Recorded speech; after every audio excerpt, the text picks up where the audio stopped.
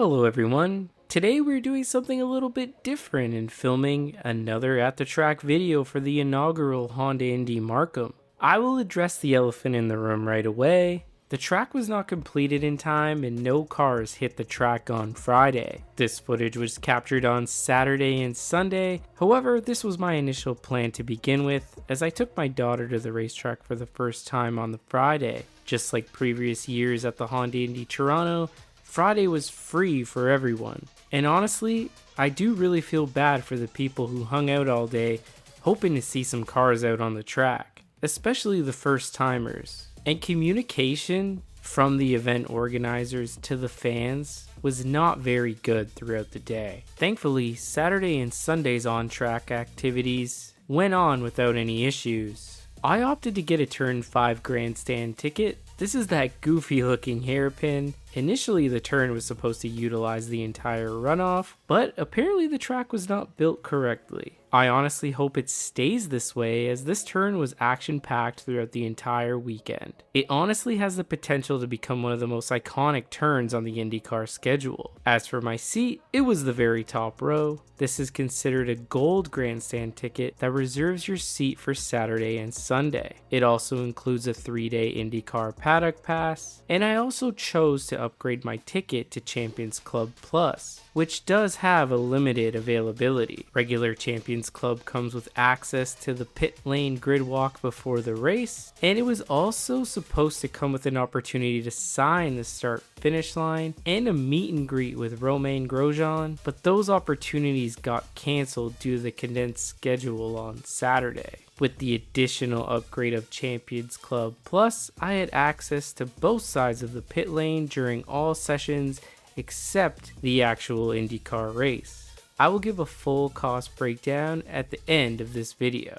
So now, let's break down the overall experience. I was honestly impressed with the track layout and fan experience. Obviously, a part of me still wished it was downtown Toronto for the history aspect, but I mentioned in my video I made for the Honda Indy Toronto a few years ago that the fan experience in Toronto has sort of diminished over the years, with less and less vendors and experiences. Not in the case of Markham. The fan zone area had a ton of vendors and food options throughout the track near the main grandstand areas. The only exception would be Turn 5 where I was sitting. It only had 2 food trucks available to get food. Everywhere else had lots of options. The Markham Pan Am Center offered a place to get out of the sun, and title sponsor Honda had a huge display here. This is a major upgrade to the tent that they had in Toronto.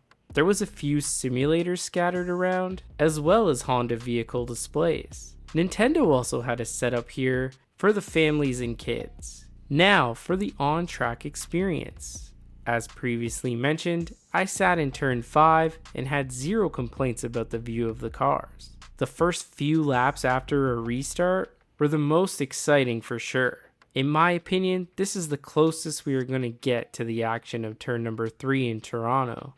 I did see some videos and people complaining about the front stretch grandstand not being able to see the cars as the racing line is too close to the wall. The track surprisingly had some very good general admission viewing areas, much better than Toronto. Outside Turn number 3 was really good, and you get super close to the cars. In my personal opinion, the best general admission viewing area that I came across had to be on Enterprise Boulevard. You get a really good view of the cars exiting Turn number 4, as well as both sides of the straight going and coming from the Turn 5 hairpin. The run down to Turn 5 also had a grassy hill that lots of people found spots to watch the race from. The track also featured multiple bridges, which is a huge win in my opinion. Toronto only had one bridge, and 90% of the spectators were inside the track, so you could see where I'm going with this one. In Toronto, the paddock area was indoors. Here it's more of a traditional tent setup for the teams, like Toronto used to have before moving into the Encare Center. It was an interesting area and had a unique layout, as it was surrounded on both sides by rainwater runoff marshes, if that makes any sense. IndyCar Technical Inspection had a great view for the fans. It was also a great area to catch some drivers, as they had to weigh themselves within 15 minutes of the first practice session being completed, as that is an IndyCar rule. The paddock got very crowded at times, especially after a track session, but that is nothing new. Also, shout out to McLaren, who always has these incredible hospitality setups. If anyone from McLaren ever watches this, please send an invite my way for next year. The pit access was honestly my favorite part of the weekend, and it was much better than Toronto's weirdly shaped pit lane. Markham has one of those weird double-sided pit lanes like Detroit.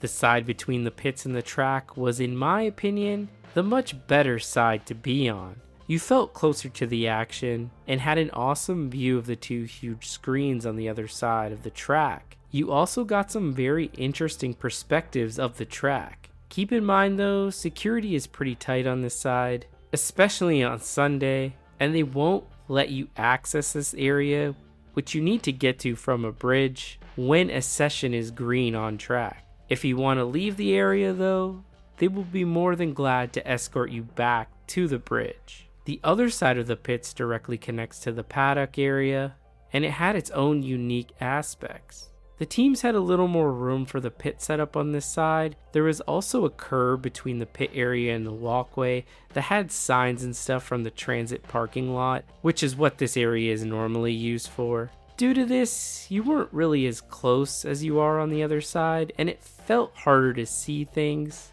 However, I'm sure the teams preferred this, as it gave them a little more room to work, and kept some of the random people out of their pit box. Near the pit entrance, we had the Fox broadcast setup for Hinch, Townsend Bell, and Jack Harvey. Not to mention, it was cool seeing Kevin Lee with Fox and the folks with IndyCar Radio doing their thing. Having this pit access also gives you really good perspective to see the cars and drivers head back to the paddock after a practice session. As in the paddock, the tight quarters and the amount of people lined up to see the cars and drivers, it gets pretty crazy, and you kind of have to fight for space. But to be on the pit side, you really get that intimate access and feel like you're part of the series. All in all, I would say Markham is an improvement. As I stated before, a little piece of me still wants the race to be held in downtown Toronto for the history of the event.